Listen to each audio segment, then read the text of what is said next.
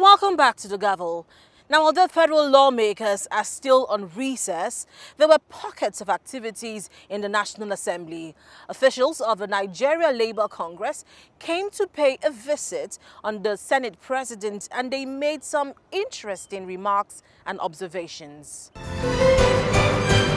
Your Excellency, this is a continuation of meetings between the Senate leadership and different interest groups, and this time the Senate is meeting with the President of the Nigeria Labour Congress. The NLC President is here to discuss issues which he says are of utmost interest to Nigerian workers. One of such issues, he says, is how to free workers from the bondage of poverty. Comrade Waba said poverty can be addressed if government tackles the problem of corruption in the country. In the last 5 years or so, corruption has become much more offensive in our body politics, and it's literally brought our nation to its knees.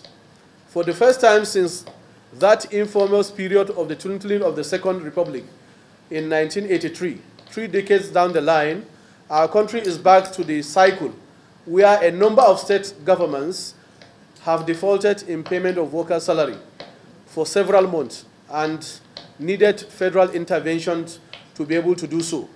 Only last week in the United States, during the state visit, Mr. President disclosed that in the last decade alone, over 150 billion US dollars of our Commonwealth was stolen by public officers and stored in foreign banks. Amidst those developments, the feeling and perception of Nigerians is that our anti-corruption laws are either weak and needed to be overhauled, or they are not responding effectively to the yearning and aspiration of our collectivity.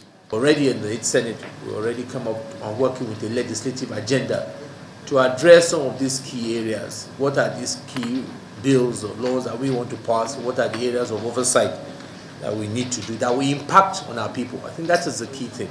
And I think that it is time for all of us, both those of us in the National Assembly, the executive, and the workers as well, that we must show serious commitment. It's not superficial or headline approach, because at the end of the day, I mean, to our workers, when you talk about oil theft, we have workers at the terminus.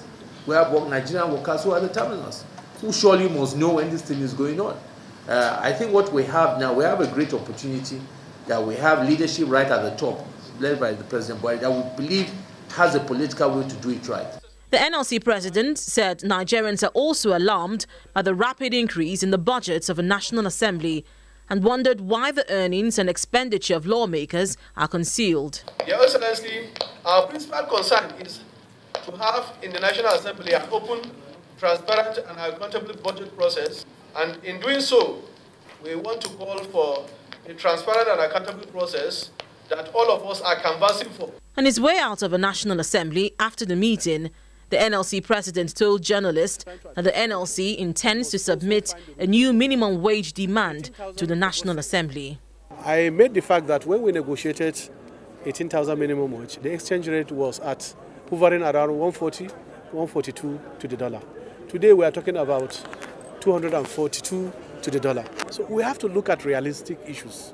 And therefore I think to make a demand is not an offense, because those workers need also to have what they can be able to sustain themselves and transport themselves, and also put food on the table of their families. Comrade Waba also told journalists that the NLC is planning to hold an anti-corruption rally to make a statement that Nigerians would no longer tolerate corruption by government officials. Now, this is where we draw the curtains on this week's edition of The Gavel. If you have any views on any of the issues discussed, do email us on thegavel@channelstv.com. Thank you for staying with us, and see you again next week.